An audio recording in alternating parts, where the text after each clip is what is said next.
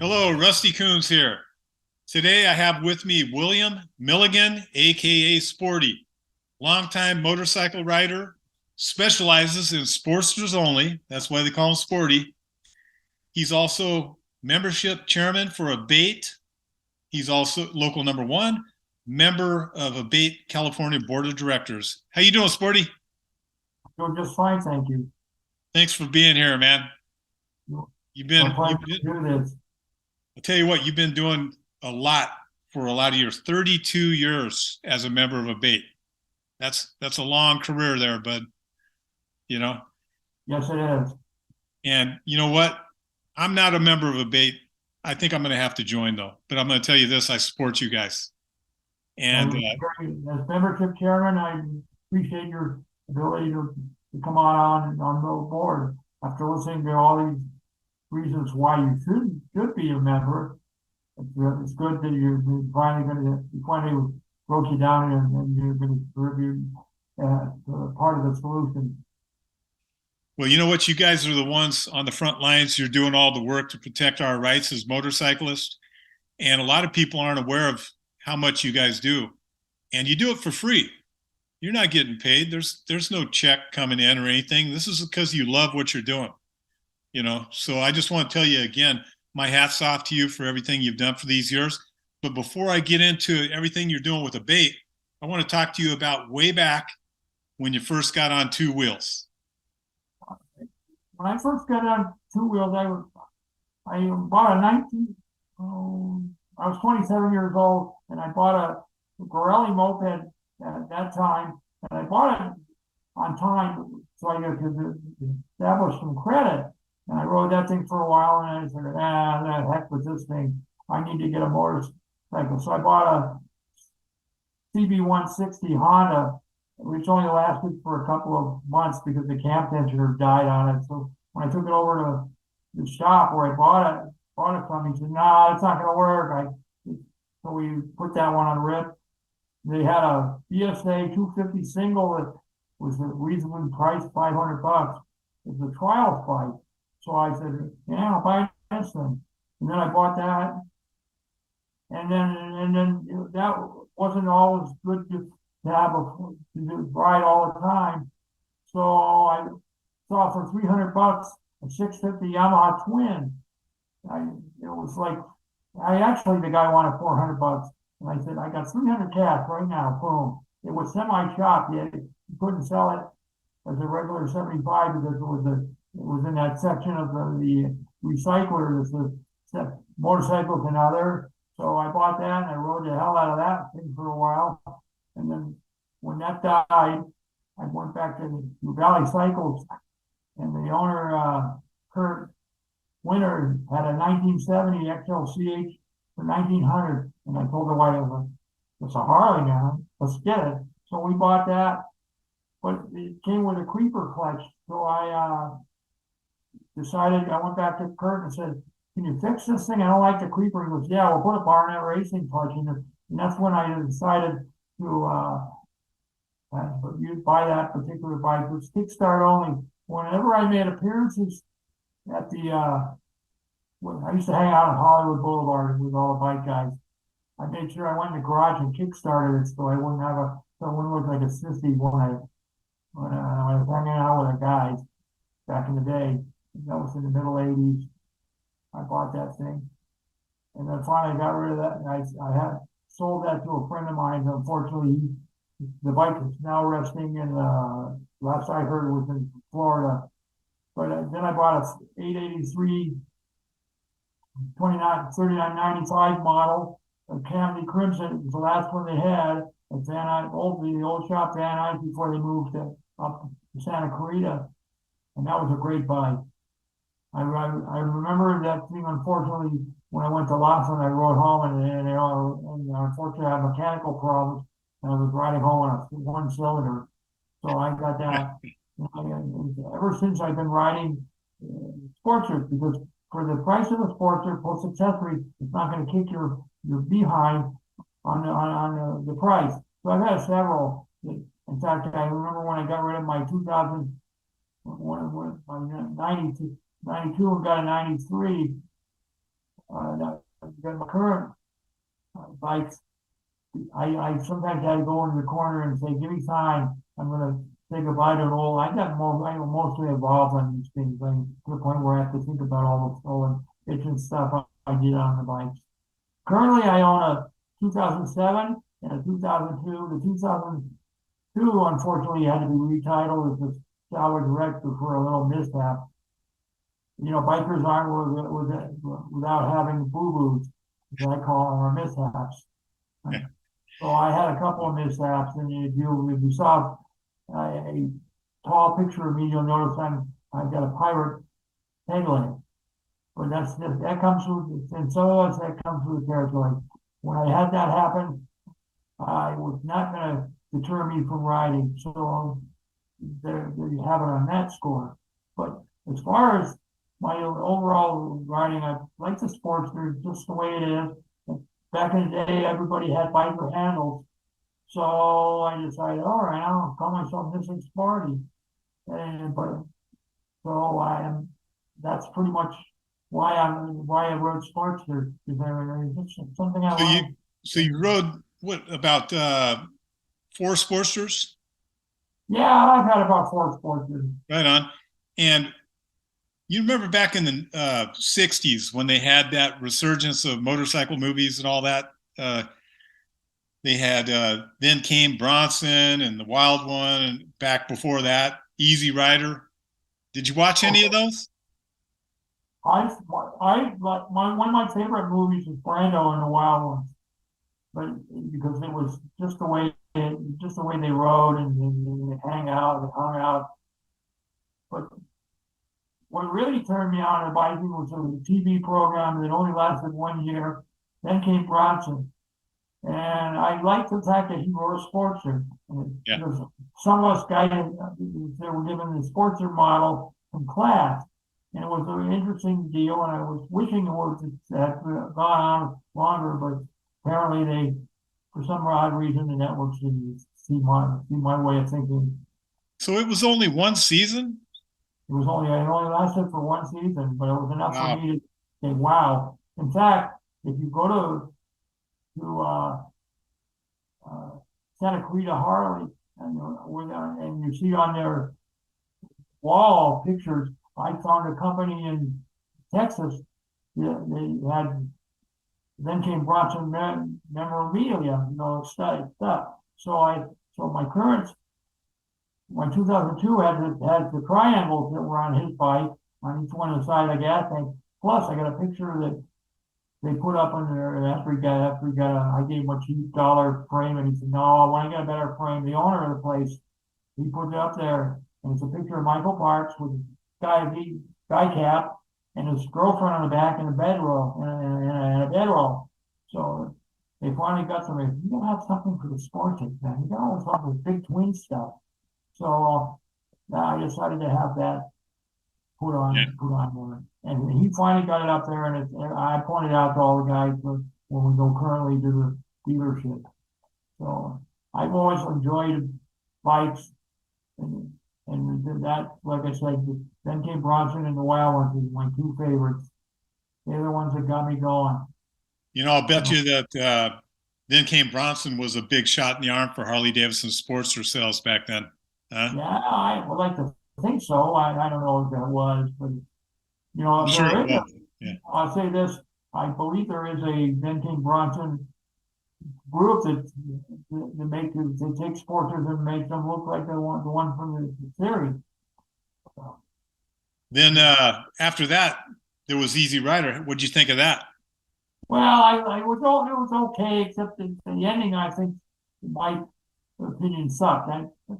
They rode all the way over here, and then they have two rednecks blow them off. And we all felt that way. My opinion of that was driving across the United States on 2 wheels, especially choppers, was something that you should embrace and not have them. You know what's funny is I like the fact they got knocked off. In the motorcycle world, all those early movies and TV shows, a lot of them, in the end, they got killed. Yeah, and they got and killed. and everybody, Show them yeah, having a campfire and all that stuff, and riding. yeah, and people got upset about it. I mean, I know I didn't like it, I and didn't like it. A lot of people didn't like the ending, but you know what can you say? It's I what was they're uh, I was involved in a movie back in '81. I was a youngster, and somebody that I know, a real nice guy, but he was upset. He says, "Let me ask you a question." I said, "Yeah." He says, "Do you die in the end?" I said, "Yeah." He says, "I knew it," and he was all pissed off. And we got in a little thing over it. I said, "Well, what the hell's a movie?" Yeah, but they all die in the end. You know what I mean? People really used to get upset about it, and I get it. You know, it was like the bikers were always portrayed basically as the bad guys. You know, and people kind of got a little bit upset with it because when you're riding daily, you'd like to be the protagonist once in a while, not always the bad guy. You know, Yeah. But anyhow, let's move on. So you joined ABATE in what year? I believe the early '90s, like only '91, according to the membership list. Yeah. So about 30, 32 years. Yeah, I got 32 years. Wow. And when you joined ABATE, how long until you were an officer? Probably about 4 years, four, Right. 5 years. I was a member, and I worked out in the early days when we had bike runs and stuff. I would help out and do checkpoints and all that stuff for the rallies and participated that way. I was active. I went to all the meetings and everything and sat and listened to what they had to say about the issues. And that, as I did that, I got more involved. And when our treasurer, who was wheelchair Mike, there was two little wheelchair Mikes, he had to step down from that. I said, you know what? I think I can do this. So I volunteered to do that because it seemed like the time was the right thing to do. So I was a membership. I was the treasurer for quite some time. So, And that was and with local number one in SFV. yeah, at that time only local one. And you're still a member of local number one in SFV, correct? Yeah, I'm still on the member. Currently, I'm the membership chairman. Yeah. And you're also on the board of directors of California. Yeah, I'm a board director, and I'm also the state membership chairman. At the time, we needed somebody to fill that void, so I said, "Well, I'm the membership chairman of Local One. I'll step up and do the membership of local of the state." So you've been with the organization 32 years. Are you probably one of the most senior members of ABATE right now? Yeah, I'm probably one of the most senior. I could consider myself one of the most senior. Right on. A lot of our members, because of the age of that were passing on the ABATE chapter in the sky, but I consider myself one of the older members of the organization. Let me ask you, what do you feel is the most important aspect of ABATE? Like it says I'm paraphrasing on the mission statement. We're protecting your rights to ride. Right on. We don't have anybody protect your rights, which is the organization of the various organizations that are out there, and all the groups. ABATE is fundamentally geared to having a lobbyist in Sacramento and keeping a watchdog over the issues that affect bikers and motorcycles in general. You know, that's really important and something that we need to relay to the viewers that are watching this right now. You know, there's millions of us riding motorcycles, and we're not actively on the front line like you guys are, involved in fighting, against, legislation that may be overreaching. You guys are out there for free doing this daily. And people need to be aware of that. And even myself, I mean, I really see what you guys are doing, but just even if you don't want to be involved and actually go to meetings and go to events, at least by being a member and spending $40 or $50 a year just to support ABATE, because it costs money to pay lobbyists to be up there in Sacramento, you know, working with the legislators and stuff, correct? Yes. I call the lobbyists, I don't know if that, how they feel about it, but I call them the fly on the wall. Because when they go up there and we have a committee meeting for important issues such as anti-profiling and doing something to stifle the noise bills that are coming up and all the other issues that we have on our bailing wires, and we go and see them because they're online at www.abate.org. To put a plug in for that, we have to keep them strong by supporting them. And your $40 helps to do that, and becoming a member of ABATE and then being a part of a local is also important, because that way you get a meeting, and you get a meeting, and we know all this stuff that going on on the political end of the program. And we still, just to throw this in, yes, all the ABATE locals are not just politically oriented. We still have fun, and we do runs and rides and stuff. And we have gatherings where we have bike nights and stuff, where we can discuss the issues, or we can just have fun. And so part of the people, you guys are too political. And I said, well, someone has to do it. If we don't do it, they're going to be able to take your rights away. And you'll be sitting there going, gee, what happened? It just flew by me. I mean, give you an example. We came up with a bill to increase the handlebar height from 6 inches above the shoulder to make it 18 inches.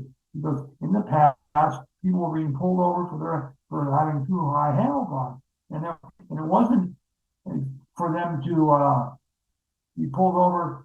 They were being pulled over because their handlebars were too high. And and what happened was that it was more than just handlebars being high. After they said, well, why are we being pulled over? Because your handlebars are high. And then they would come back and say, oh, by the way, Matt, we see what's in your bags. It was actually a way for them to pull you over and do a search. So we decided, by getting that bill passed, we had to have a sponsor. We had to have a senator, or I believe a assemblyman, to take the bill, which changed the vehicle code to make 6 inches above when you're standing astride your bike with your feet flat down, 6 inches above your shoulder was legal handlebars, and that was something that comes in from the lobbyists. It comes in our list of accomplishments, the list that we put out every month in our bailing wire. Yeah, also, you know, one of the things that we enjoy as motorcyclists in California is lane splitting. And lane splitting wouldn't be happening right now if it wasn't the work that's been done with you guys and the lobbyists. Yes. What happened was, before we decided to codify the lane splitting, it was an assumed practice. And we decided we had a meeting, we had a board meeting, we said, let's make this a code. And I raised my hand and said, yeah, we gotta make this law, this assumed practice, a vehicle code law that says it's legal to do that. Because there's a lot of people that don't like the fact that we were able to split lanes to get down, because we were afraid of standing in stalled traffic. The ones that were messing with their phones or whatever, et cetera, you could get hit. So we decided to make it a law. We got a sponsor, and we had to go up one side of the aisle and one side of the other. However, at the time, some of the groups up north were not happy that we were even attempting to do this. They still wanted us to have an assumed practice, but we decided we bypassed them. We said, we got to make this a law, and we got this thing done. And the governor at the time, who's still the governor, signed it. And as far as how they would enforce it, when we asked the CHP guys, how would you enforce it? And their answer to me was, we'll get the squirrels. the ones who were not participating in, they had a thing that told you what you could do and it's called guidelines. They didn't want to put down laws or anything or rules. They just said guidelines. And so it's been very successful. And I'll say this and be quiet for a second. Our lanes sharing bill is considered a template for other states to try to attempt to do their version of the lane splitting. What happens is we come up with an issue that's passed, and then the other states, based on their political things that are going on, and their political will determine what their Senate or their assembly people in that particular state allow them to do. That's why there's not really, you were probably going to ask, how come there isn't a national debate? Because every state has their own set of criteria for allowing what certain things to happen politically. And so California has their way of doing things. Washington has their way of doing it, Oregon, and so forth and so forth. So we tend to, so when that bill was passed, it was a template. And several states have implemented their version of our law. Right on. Yeah, that's a great victory there. Another one that is a pretty big deal, I know it's been passed in a few states, is the anti-profiling bill. And right now, as a result of your efforts, is it in committee or? Well, right now, as far as that, the anti-profiling project has a survey that all bikers or motorcyclists in general should take, and it's on the website. And what's happening with that bill right now, with all bills, at the beginning of the year, you have a certain amount of time to get a sponsor or someone who's going to author the bill. And unfortunately, we ran out of time. So we've been going, so when we had our unification rally this past May, which is May 21st, we were able to have a second day for some of us who could come to go visit their legislators. We made prior appointments and gave them all the information about stuff. We're looking to have a sponsor for the anti-profiling bill. We already have the resolution in the Senate, and we already have a resolution in the Assembly. So at this particular time, where I guess as it goes to, I believe it's August and further up, before we will go back and find out if we can get somebody who would be able to carry a bill from inception to ending, which is the governor's desk. And hopefully that can materialize. So the more motorcyclists that join MROs like ABATE and get together, that grows the constituency behind those efforts that you're working on, which says a lot to these legislators because they look for power from the constituents. You know what I mean? It's like they're going to listen to the larger base, correct? That's correct. Back in the day, we used to go out and work, take off our biker suits and bring our cutouts and stuff and put on a nice shirt, and we go and work in the political realms or whatever politician would support us. We used to have a list of conditions, or what do you call them? There was things that would you be able to support these particular issues, and we give them a folder, and if obviously anyway, if the stuff that we sent them to look at, if they decided to support us, then when we go and work in their campaigns, putting out signs, we're doing the office work, making phone calls for some of the guys who were phone savvy, and then putting out signs, like I said, putting out signs and doing mailing, door hangers, and what have you. And some of the elections that we had were really because of the inclusion of our ABATE guys doing the footwork. The candidates were able to win by who we thought would never make it would be able to win, were able to win their particular races, and they were supporters of the, then we could be supporters of the race. Recently, we've had we're not, the guys are getting older, so we're going to have to try to reinvent the wheel and see if we can get some youth movement. But as far as what we were doing in the past was successful. But visiting our legislators is the cornerstone of getting our issues put forth towards our eventual aim is really just a success and getting in the anti-profiling stuff. But everybody has been profiled at some point in their lives, Yeah. and we don't need to have. I mean, you're looking at me, and I got profiled, and I wasn't happy about it. I was polite and everything, but I wasn't considered happy about it. Yeah. But it does happen if we can all band together and get this stuff done before I want to see it an anti-profiling bill in my lifetime. I'm 69. Yeah, right on. Okay, on another one, I know you guys have done some work with this noise bill that's coming, and it's kind of delayed as a result of some of your efforts, correct? That's correct. Our lobbyists were able to get it delayed from it came out in 2022. 23 was supposed to be implemented, and we got it delayed to 2027. And this bill's a real biggie. You see, it'll if you can't comply with it, it may allow the courts to take away your bike by making it doubly tough for you to register your vehicle. It's all part of the and sometimes it's all part of what happens when certain things happen.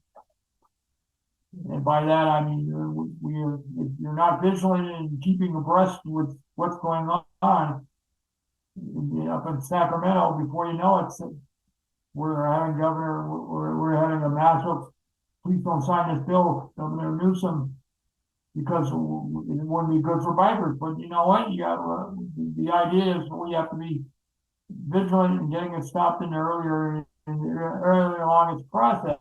Like in the first committee of Senate Transportation, we have to get that's when the bills have to be killed. We have to be more cognizant of when these bills are coming up and make a mass effort to a phone tree or one of those alerts that we put out every once in a while. So we knew the bottom line of that last statement was we need more foot workers, and that's where membership comes in. We got to get rid of apathy. This is my thing. Apathy sometimes allows politicians to take advantage of you because the politicians see that these bikers don't give a shit, give a darn tootin' about this, and so before you know it, something's passing, and then they're looking at you at the rights groups and think, why couldn't you stop this? Well, we need some help.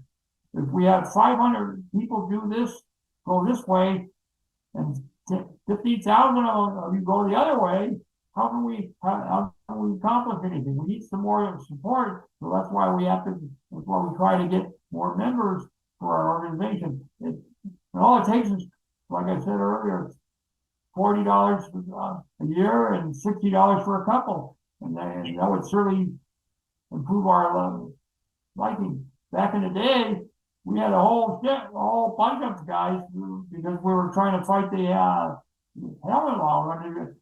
It's one thing we were trying to tell people that with freedom of choice, we as adults have the right to make these decisions on our own. We don't need the government to tell us what's good for us and what's not good for us. I mean, we're adults. And you can see where if you're a youngster, but as far as an adult, you should be able to make choices. And so the bottom line is, if you want to still have this motorcycle rights, you have to be vigilant and participate. And there's various, like I said, there's various levels you can participate at, and we can keep you informed about what's going on with happenings in the biking world. motorcycling in general. So basically right now you're saying that one of your biggest things that you need to accomplish right now is getting people to be involved, either join your MRO or other ones that support bikers' rights and work against, legislation that's coming down the pike.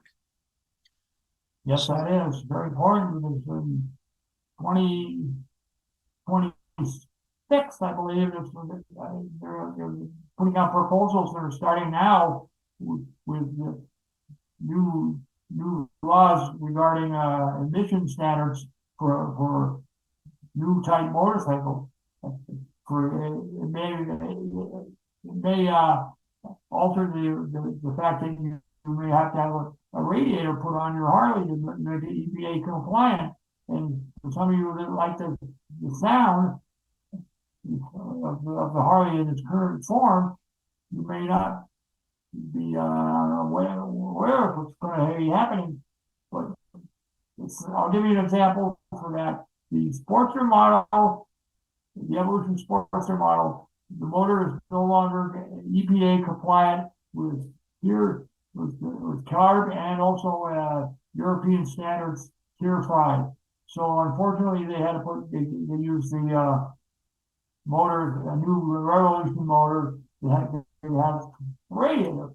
And so what does that do for other manufacturers? Those that made those retro bikes, which didn't have radiators, they have to alter the way they make those bikes or discontinue those particular models. So that's why we need to have more people involved in ABATE, or for that matter, any motorcycle rights group. We do a lot of stuff with the MRF, which is the Motorcycle Rights Foundation at the federal level, and they give us information, and then we try to dissect it, and put it in a way that California bikers can understand it. We're a member of the MRF, so in their newsletter we can write a report on what's happening, and they can feed us information on the federal level. But on the federal level, they're trying to do the same thing we're trying to do in a state with a motorcycle anti-profiling bill. It all works hand in hand. Right on. So can you give a shout out to your website for ABATE? The website is ABATE California, www.abate.org. And if you see a little thing, one of those icons, you can take a photo of it. It comes live for the website. Right on, everybody. So for you viewers that are watching this, please go to the abate.org website, and if nothing else, at least join and help support the fight. There's a lot more coming down the pike, and if you enjoy riding your bike like I do, and Sporty and the rest of us, it's well worth the 40 to 60 a year to actually retain these rights so we can continue with our motorcycling. So Sporty, man, it's been great having you here. You got anything else you want to add before we close out? I'd like to say that if you care about riding, if you want to have your ability to ride your gas-powered motorcycle, you need to stay vigilant and strong on the issues that come before us. And you can go to www.abate.org, and you can always find out what the legislative bills are in that respect. And also when you can just join ABATE the same way. And most of your motorcycle shops, or some of the shops, will have, business members will have the ABATE bailing wire out. And we also have the ABATE bailing wire online at www.abate.org, and we pass it along. Anyway, to sum up the whole thing is, I love motorcycling. I love being politically involved. It's been my calling for such a long time, because I can't stand when I see bad laws against motorcyclists in California. It's spelled with a K.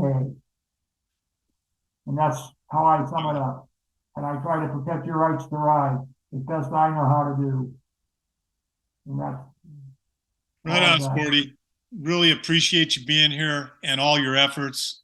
You're Thank you you're a so much. godsend for the motorcycling community. Keep doing what you're doing, and let's just keep this ball rolling, and Will do. hopefully we can shut down some of the noise bills and some of the things that are coming up down the pike.